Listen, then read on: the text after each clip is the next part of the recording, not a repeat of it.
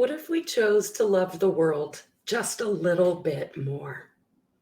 Thank you for joining me live and, of course, on the replay, wherever you may be catching this. Let me know you're here so that I can say hello and send you some love.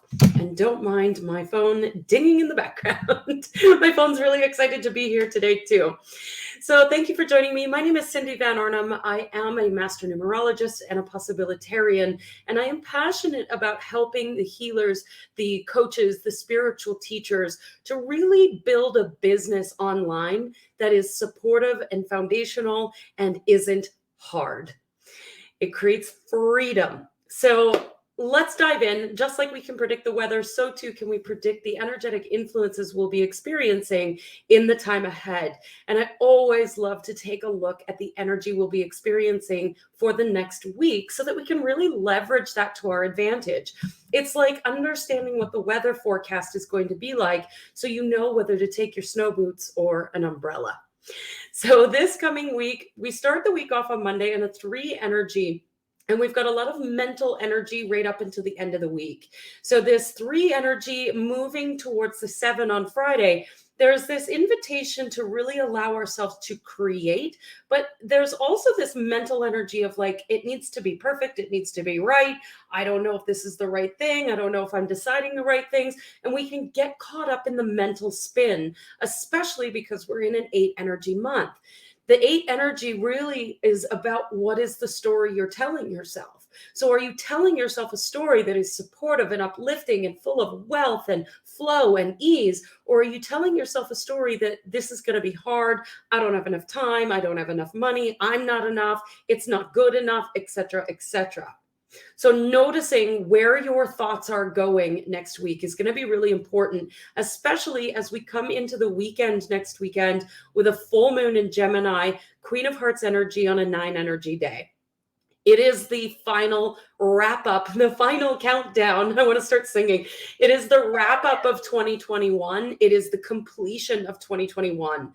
I highly, highly, highly recommend giving ourselves lots of space on that Sunday and probably a couple of days leading up to that full moon that's on Sunday evening, Pacific Standard Time. It's going to be probably a pretty intense full moon. There's a lot of energy surrounding it that lead to pretty major global events occurring. So again, the 8 is always looking outside of itself, has very high expectations and has high expectations of the exterior world. And when we look around at the noise and the chaos that we are inundated with on a daily basis and the lies that we are inundated with every single day, it's really easy to focus on what's happening out there. And the invitation is to bring it back, always bringing it back. Are you willing to love yourself enough that you can then love the world? We don't just go out and start loving the world. That's not how it works. It's really hard to love the world right now if you don't love yourself. So the more we come into our own heart, the more we pay attention to what's happening in the body, the more we allow ourselves to feel the emotions we're feeling without judgment, the more we come into unity with ourselves, the more that we can then be of service to the world and move that love. We become this lighthouse for the world where others, as you're walking down the street, others just look at you and they don't really know what's happening, but they know something because they can feel your energy. Your energy is not generated outside of you. It is not generated from a cup of coffee, any kind of substance, anything. It is not generated from other people. It is not generated from money. It's not generated from anything outside of you. If you want to experience something in the world, feel it in your heart first. Feel it being true in your own heart. And that is how we get to the place where we can nurture each other more. We start by nurturing ourselves.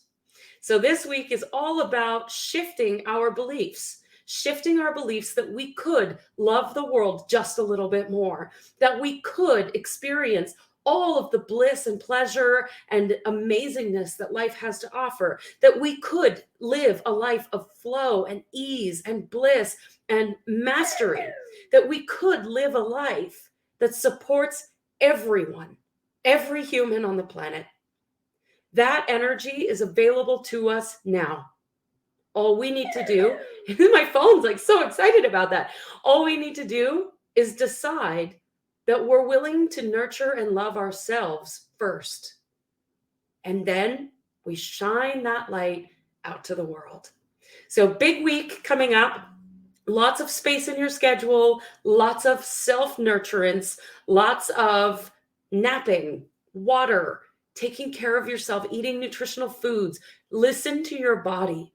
Trust what's happening with your body. Trust that your body has better technology than anything they've ever created out there, and that you have everything you need right here, right now, in order to live the life of your dreams. That feels pretty good to me. I hope you have an incredible, beautiful week. I love each and every one of you. I believe in you, and I see you.